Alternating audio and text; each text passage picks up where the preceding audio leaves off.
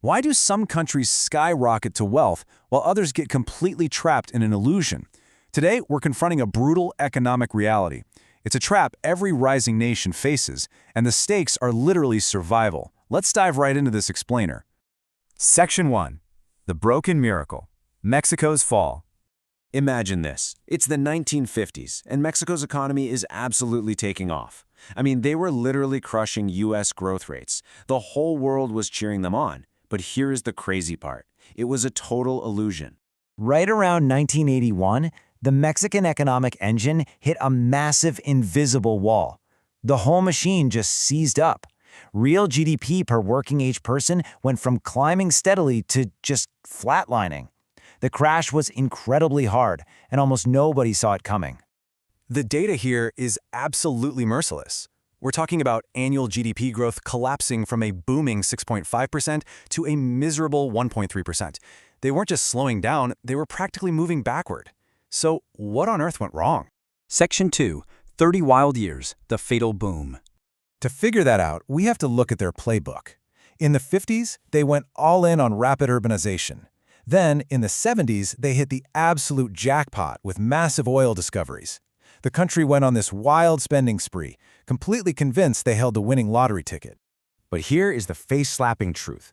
On the surface, sure, you saw booming cities and massive infrastructure, but hiding underneath, a completely rotting foundation.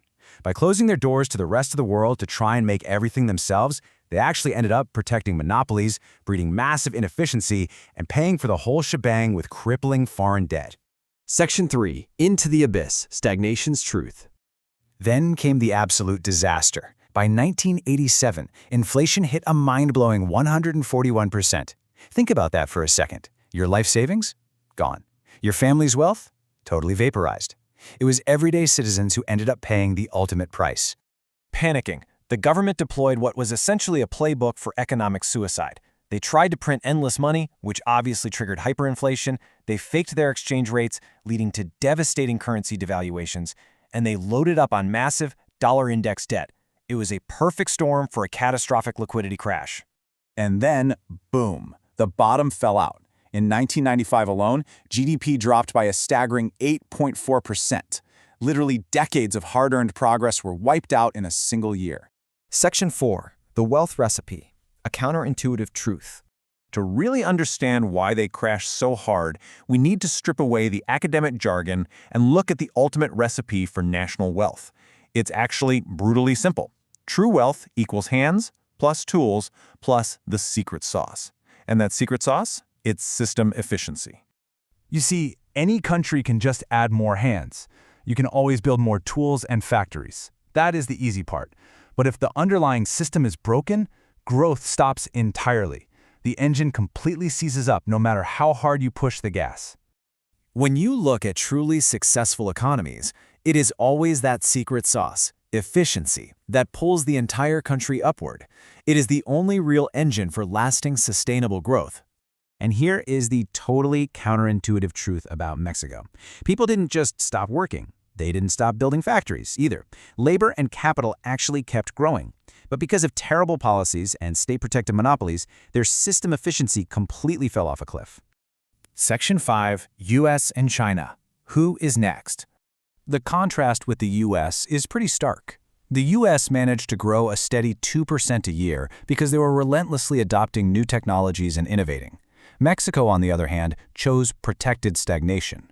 They locked the world out and basically killed their own golden goose in the process. Which brings us to a massive warning sign today, China. They have been booming using the exact same playbook Mexico used in the 50s. Massive early growth through rapid urbanization, heavy industrialization driven by state policy. The looming danger here is obvious. Are they going to adapt their institutions, or are they going to slam into the exact same wall? Section 6. The way out, the only path. The ultimate verdict? You absolutely cannot lock the world out and expect to win. As the research powerfully points out, protecting so-called infant industries ultimately just leads to the protection of inefficiency. It's a dead end. Without a relentless drive to adopt new technologies and fix broken financial systems, just throwing more workers and machines at the problem is completely useless. There are no shortcuts here. True wealth requires crushing monopolies, enforcing contracts, and opening your doors to the world. The numbers simply do not lie, so I'll leave you with this. When a country's easy growth phase ends and the demographic dividend runs out, who actually has the courage to change the system? Think about that. Thank you for joining me for this explainer, and I'll catch you next time.